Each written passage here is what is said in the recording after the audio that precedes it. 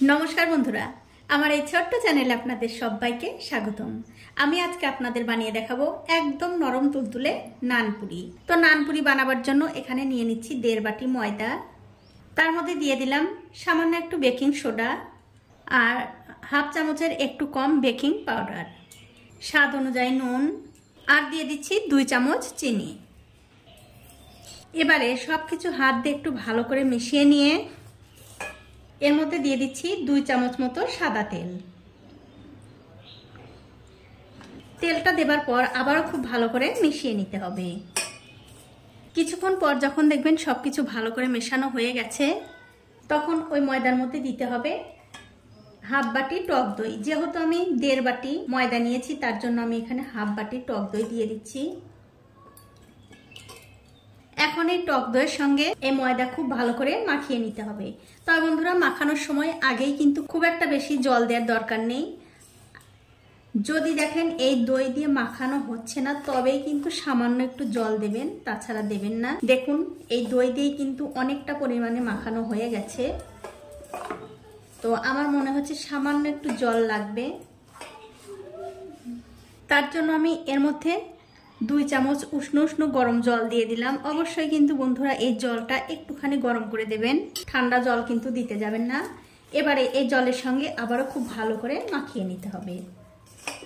তবে এই ডোটা কিন্তু খুব একটা নরম করে মাখানো যাবে না, একটুখানি শক্ত শক্ত করেই কিন্তু মাখাতে হবে। দেখুন, প্রায় 6-7 মিনিট ধরে এই ময়দা কিন্তু আমি খুব ভালো করে মাখিয়ে নিয়েছি। এটা কিন্তু মাখানো হয়ে গেছে। এবারে একটা ঢাকা দিয়ে 2 থেকে 3 ঘন্টার জন্য রেখে দিচ্ছি। 3 ঘন্টা পর আমি ঢাকাটা তুলে নিচ্ছি। তুলে নিয়ে এই ময়দার ডোটা আমি আবারও খুব ভালো করে মাখিয়ে নেব। আর দেখুন, এই ডোটা কিন্তু 3 ঘন্টা রেস্টে রাখার পর অনেকটাই নরম হয়ে গেছে। আর এরকম ডোই কিন্তু আমাদের দরকার। দেখুন, আমি কিন্তু আবারও খুব ভালো করে মাখিয়ে নিলাম। এখন আমি এখান থেকে একটুখানি বড় বড় করে লেচি কেটে নেব। আমরা যেমন লুচির লেচি কাটি, তার থেকে একটুখানি বড় কাটলেই হয়ে যাবে। দেখুন, ঠিক এইরকম। দেখুন, লেচি কাটা হয়ে গেছে। এখন আমি এখান থেকে একটা লেচি নিয়ে হাত দিয়ে এরকম করে গোল করে নিচ্ছি। এখন এই লেচিটা আমি বেলে নেব। তার জন্য একটা রুটি বেলনার উপরে দিয়ে হাতে একটু তেল নিয়ে এই লেচির গায়ে লাগিয়ে দিচ্ছি। আর অবশ্যই কিন্তু এই নানপুরিগুলো তেল দিয়ে বেলবেন। তবে খুব একটা পাতলা করে কিন্তু বেলার দরকার নেই, নানপুরি একটু মোটা মোটাই হয়। দেখুন, এই নানপুরিটা কিন্তু আমি খুব ভালো করে বেলে নিয়েছি। আর আমি কিন্তু একদম মোটা করেও বেলে নিই, আবার একদম পাতলাও করে নিই। দেখুন, ঠিক এরকম করে বেলে নিতে হবে। এটা হয়ে গেছে, এটা আমি তুলে নিচ্ছি। আর এই একই রকম করে কিন্তু সবগুলোই বেলে নিতে হবে। এখন আমি নানপুরিগুলো ভেজে নেব। তার জন্য একটা কড়াইতে আগে থেকেই তেল গরম করতে দিয়েছিলাম। তেলটা যখন ভালো করে গরম হয়ে যাবে, তখন গ্যাসের ফ্লেমটা মিডিয়ামে রেখে একটা একটা করে নানপুরি দিয়ে দিতে হবে। আর দিয়ে দেবার পর দেখবেন আস্তে আস্তে এই নানপুরি তেলের উপরে ফুলে উঠছে। আমি একটু ওপর দিয়ে তেল ছড়িয়ে দিচ্ছি, যাতে ওপরটাও ভালোভাবে ফুলতে পারে। দেখুন, নানপুরিটা কিন্তু কত সুন্দরভাবে তেলের উপরে ফুলে উঠছে। কিছুক্ষণ পর যখন দেখবেন এক দিকটা হয়ে গেছে, তখন অন্য দিকটা উল্টে দিতে হবে।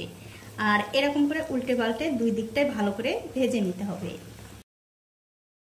আর আমার এই ছোট্ট চ্যানেলটি যারা সাবস্ক্রাইব করেছেন তাদেরকে অনেক ধন্যবাদ। আর যারা সাবস্ক্রাইব করেননি তাদেরকে সাবস্ক্রাইব করে নেওয়ার অনুরোধ রইল।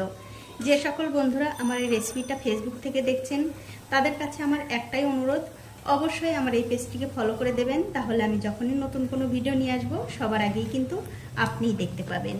দেখুন, আপনাদের সঙ্গে কথা বলতে বলতে এই নানপুরিটা কিন্তু ভাজা হয়ে গেছে। এটা আমি তেল থেকে খুব ভালো করে তেল ঝরিয়ে তুলে নিচ্ছি। তুলে অন্য একটা প্লেটে রেখে দিলাম। আমি আরও একটা ভেজে আপনাদের দেখিয়ে দিচ্ছি। আর দেখুন, এটাও কিন্তু আস্তে আস্তে কত সুন্দরভাবে তেলের উপরে ফুলে উঠছে। এইভাবে নানপুরি ভেজে কিন্তু আপনারা পরিবারের সবাই মিলে খেতে পারেন। আত্মীয় স্বজন যারা আসবে তাদেরকেও বানিয়ে কিন্তু খাওয়াতে পারেন। সবাই কিন্তু খেয়ে আপনার প্রশংসাই করবে। দেখুন, এটাও কিন্তু একদিকটা হয়ে গেছে, অন্য দিকটা আমি উল্টে দিলাম। আর উল্টে পাল্টে এটাও আমি ভালো করে ভেজে নেব।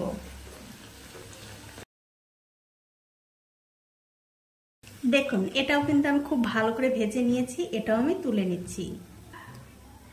আর এই একই রকম করে কিন্তু সবগুলোই ভেজে নিতে হবে।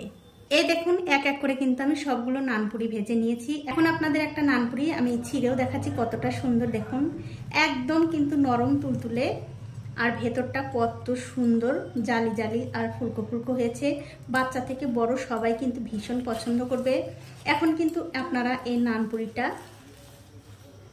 যে কোনো মাংসের তরকারির সঙ্গে খেতে পারেন, খেতে কিন্তু বন্ধুরা দুর্দান্ত লাগে।